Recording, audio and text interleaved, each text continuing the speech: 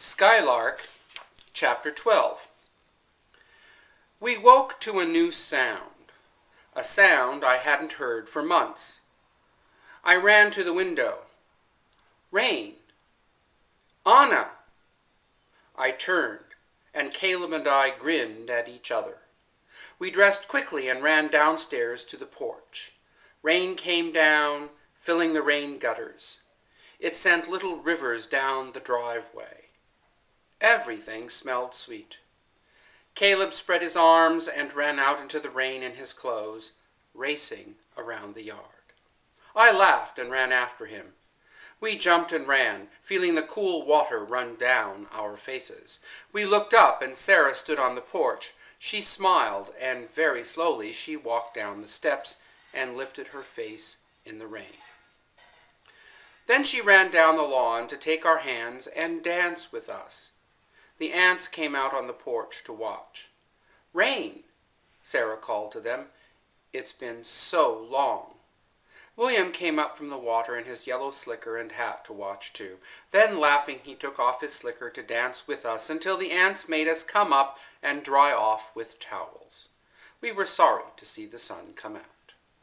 "I remember when you were little," William said to Sarah, "running, climbing. You were always in the trees, out on the rocks. You never stayed still." Suddenly, Sarah looked at William.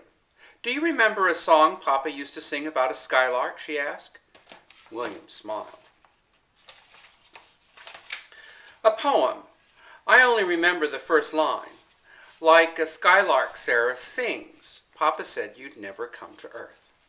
Sarah looked out over the sea, and I knew she was thinking of Maggie's words to her on the dry prairie. Words I wasn't supposed to hear. "You're like the prairie lark, Sarah. You have not come to earth." That night I wrote Papa a letter. "Dear Papa, Caleb and I miss you. Sarah misses you too. We are fine. We went fishing and rowing in William's boat.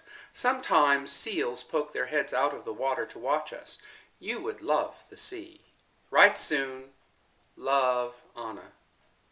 P.S. I gave Sarah your kiss." I didn't tell Papa about the rain. The ants had tea in the moonlight. The light lay like a blanket over the water below. "Have you ever been married, Aunt Harriet?" asked Caleb. "Caleb, that's private," I said.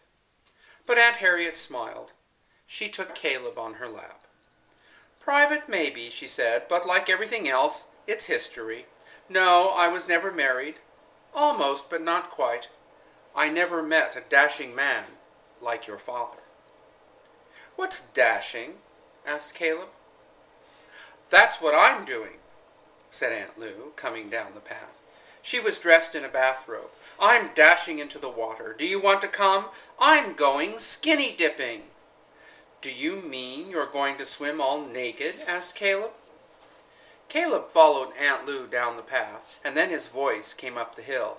"Anna, come here. In the moonlight, she looks like a big fish." Aunt Harriet and Aunt Mattie laughed.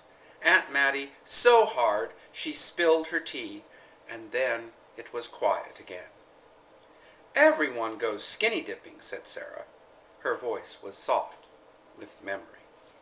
I thought about the pond at home when the moon came up so big and close it seemed you could touch it.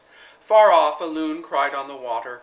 The bell buoy made a lonely, sad sound. That night, under the same moon that Papa saw, we could see fireworks from the faraway town.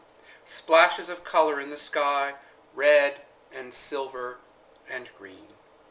"They're like the dandelions that bloom in the fields at home in summer," I told Sarah. Sarah reached over and took my hand. "Do you think the drought's over yet?" asked Caleb, leaning against Sarah. "No," said Sarah, "it's not over, Caleb. It may be a long time." Her voice was low, her eyes dark and sad. She looked at me. A long time. I didn't like those words. A long time.